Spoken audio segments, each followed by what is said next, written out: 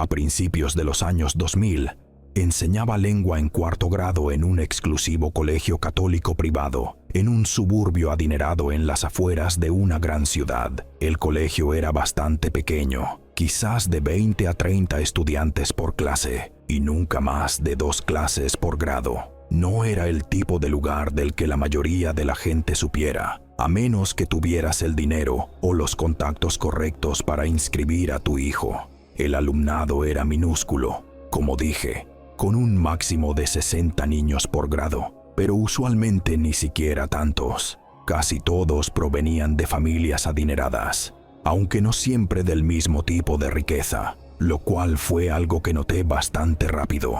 Algunos de los chicos tenían esa fineza del dinero de abolengo, como si les hubieran enseñado a dar la mano en eventos formales desde el kinder. Eran bien educados y respetuosos, más o menos como te imaginarías que actuarían los hijos de los diplomáticos. Esos chicos estaban muy interesados en aprender, y por eso mismo eran sencillos de enseñar. Otros, sin embargo, se notaba que sus padres simplemente solucionaban cada problema con dinero, esperando que la colegiatura resolviera lo que fuera que estuviera pasando en casa. Pero si había algo que todos tenían en común, era la inteligencia. El colegio era demasiado selectivo como para permitir que cualquiera pasara sin más, así que eso ciertamente hacía mi trabajo mucho más simple. En fin, todos los estudiantes me llamaban señorita G. No estaba casada en ese entonces, y francamente, incluso si lo hubiera estado, probablemente habría seguido usando ese título. Durante mi tiempo allí, tuve mi buena dosis de estudiantes desafiantes. La mayoría de los maestros en colegios privados los tienen, aunque la gente prefiera fingir lo contrario. Pero hubo un estudiante en particular que me llamó la atención más que ningún otro. Se llamaba Lucas. Y aunque muchos de los chicos tenían peculiaridades de comportamiento que podías atribuir a que eran mimados o sobreestimulados, Lucas era diferente. Había algo en su forma de actuar que no encajaba en el molde habitual, ni siquiera para un niño rico de una familia disfuncional. Lucas siempre llevaba consigo una enorme carpeta gris, llena únicamente de hojas sueltas. Estaba obsesionado con escribir, mencionando constantemente la novela que estaba creando, aunque nunca le decía a nadie de qué se trataba. Y para ser justa, tenía talento. Fácilmente el mejor escritor de mi clase, quizás de todo el grado. Su vocabulario era avanzado y sus imágenes eran sorprendentemente vívidas para un niño de cuarto grado. Era el tipo de talento en bruto que no se podía enseñar. Pero Lucas tenía problemas para socializar. Realmente no creaba vínculos con los otros niños. O no quería, o ellos simplemente no sabían cómo tratarlo. Terminó en la oficina del director más de una vez ese año. Hubo un incidente que todavía recuerdo claramente, aunque estoy segura de que podría recordar más si me esforzara. Un día, le dijo a un compañero que había traído un cuchillo a la escuela. Creó toda una escena y estuvo peligrosamente cerca de la expulsión.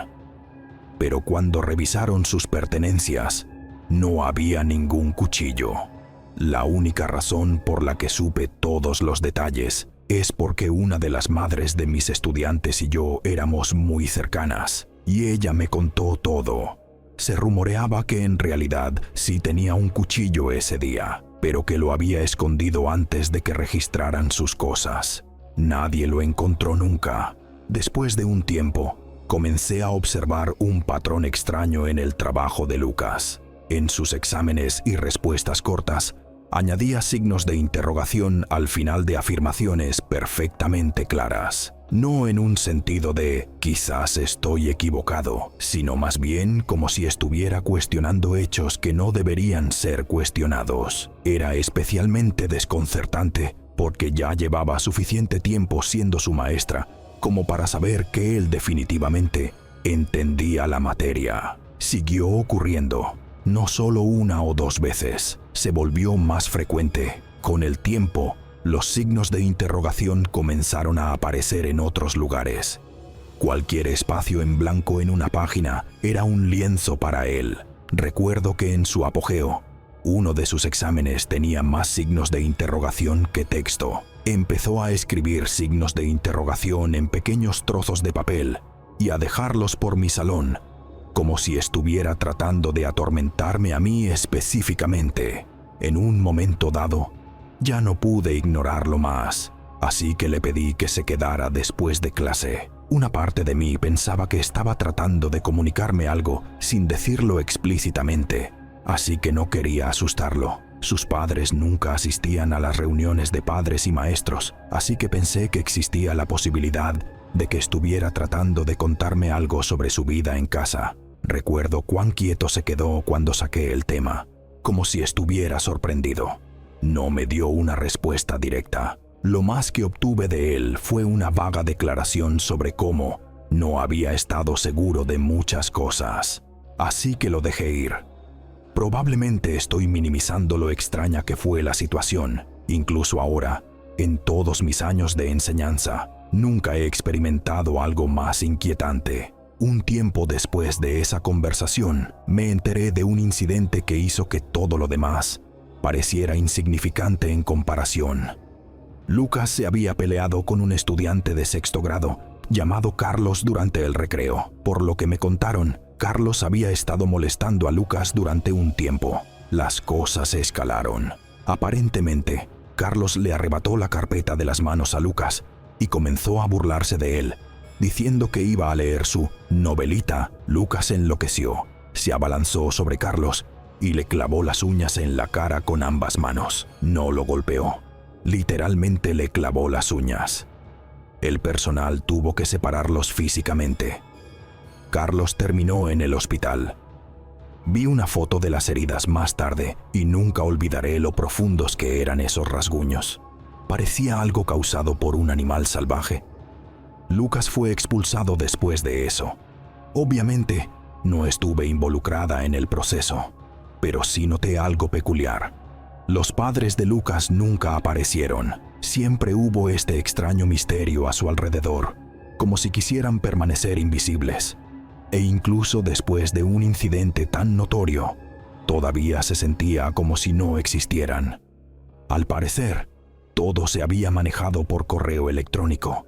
Nunca volví a ver a Lucas, pero la historia no termina ahí. Probablemente no estaría escribiendo esto si lo que sucedió después no hubiera ocurrido. Unas semanas después de que Lucas fuera expulsado, comencé a encontrar de nuevo esos pequeños trozos de papel, los que tenían los signos de interrogación. Al principio, me dije a mí misma que simplemente se me debieron pasar algunos de antes, que tal vez no había limpiado tan meticulosamente como pensaba, pero siguió sucediendo. Y se veían nuevos también, lo que me aterrorizó. Le informé a la administración y dijeron que intentarían manejar la situación, pero eso no calmó mis nervios en absoluto. Comencé a cerrar con llave la puerta de mi salón de clases después del horario, aunque nadie más lo hacía. Y aún así, llegaba algunas mañanas y encontraba nuevos trozos de papel esperando.